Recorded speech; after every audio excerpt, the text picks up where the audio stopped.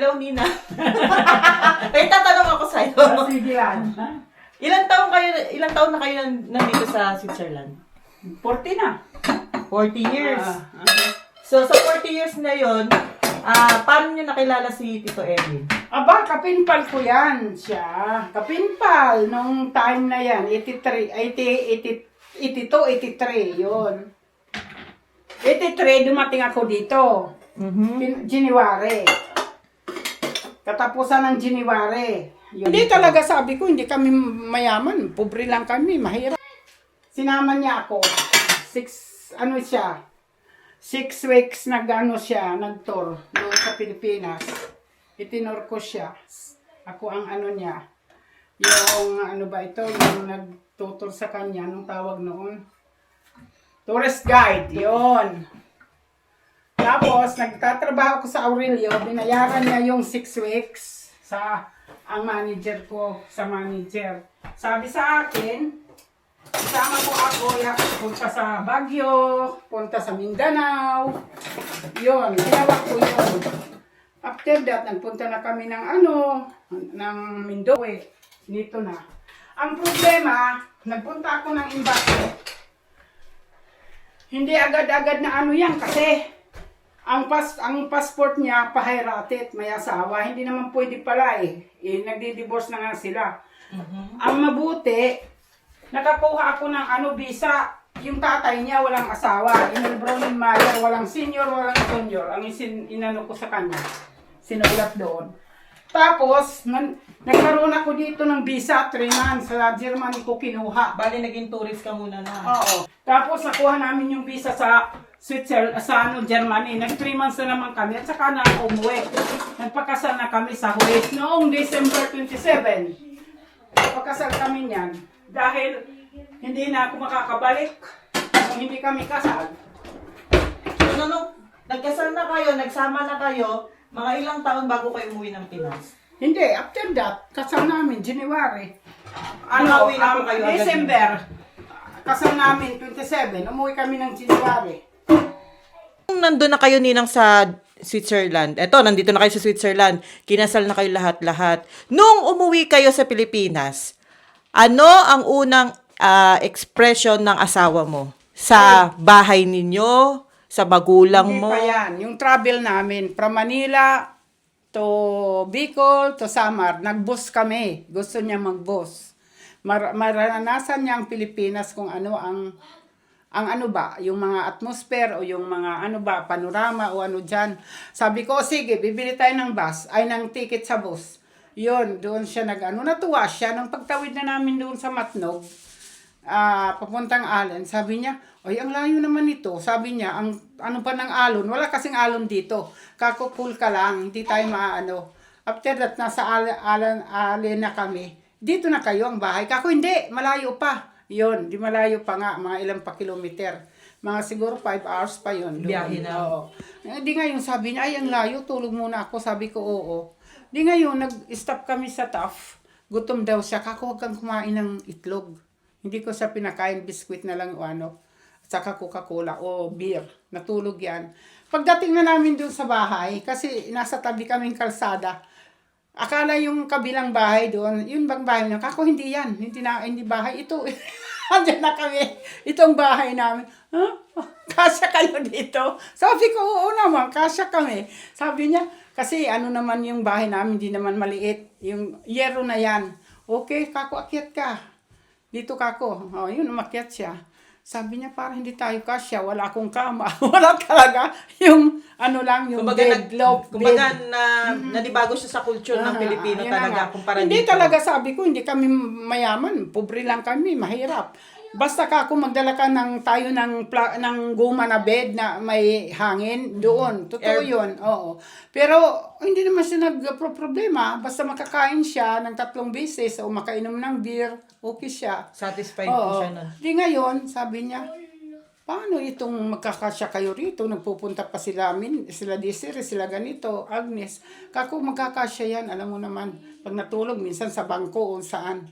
Kaya yun, nag-propose na siya kang tatay na ayusin yung bahay. Pero wala akong inano doon. Sabi Kumbaga ko, hindi nyo naman po pinilit, Hindi, basta talagang kusa niyang binigay. at saka hindi ako nagsisinungaling. Yung iba dyan, nagdadala ng mga asawa nila, iniaakyat sa kanilang ante o pinsan, yung malaking bahay. Ako, nidiniretso ko sa bahay kung anong anano namin. Pero may toilet kaming sarili, hindi sa labas. Yung ibig kong sabihin, yun talaga. Kumbaga kung ano ang buhay nyo talaga, yun ang pinapakita. Dahil, maging totoo ka talaga. Kung gugustuhin ka nila o hindi, yun ang Kumbaga, ano yun ko. ang makikita nila kung tutulungan ka Yun na nga. ba, kung talagang itatanaw nila ng... Sabi pa nga sa akin, sino nagtayo naglagay ng yero? Ako, nung nagtatrabaho ko sa Aurelio, ginanong ko yan siya. Ako pa rin yan, lahat aking gastos yun. Kaya iyon, nag-ano din siya. Doon na po nag-start si Tito Emil sa inyo. Ayun, sinabihan na si nanay, si tatay, iibahin niya ang bahay, patatayo ko. Pagbalik namin, iibahin nyo. Magpapadala ko ng pera, ganun. Para magkasya lahat ang mga anak mo, kung magkaapo ka man o ano. Totoo, tama yung sinabi niya. Sabi ni tatay, maliit lang ang lupa ko. Sabi niya, hindi maliit yan, pwede naman ang pataasin Kung kaya hanggang 5th floor, ganun. Sabi ko na wag. Hanggang na lang 2nd to 3rd. Kasi ano yun mahirap bagyuhin. Yun na nga, totoo yun. Yun, wala na akong sinabi.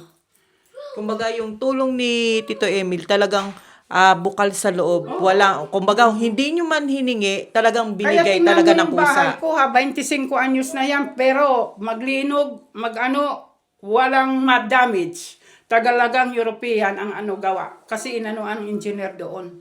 Ngayon, Ninang, syempre, sa Pilipinas, alam mo naman, di ba yung sitwasyon natin na kailangan magpapadala ka ng pera talaga sa Pilipinas. Oo naman. 'Di ba ganyan ang mga culture sa Pilipino, 'di ba?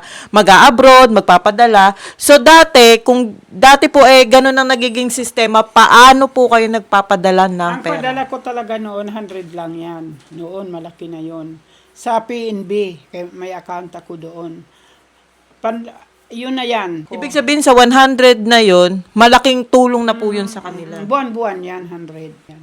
Kaya pag ko doon uwi, sabi ko, ginanon ko yan sila lahat. Kako, mag-iingat naman kayo sa pera. Hindi kako dinadampot sa Europa ang kwarta. Mabuti pa nga kako kayo, nakakabili na kayo ng bigas, nakakakain kahit chocolate, sabi ko. Dahil ako wala akong trabaho. Bigay lang ito ni Emil sa akin, iniipon ko.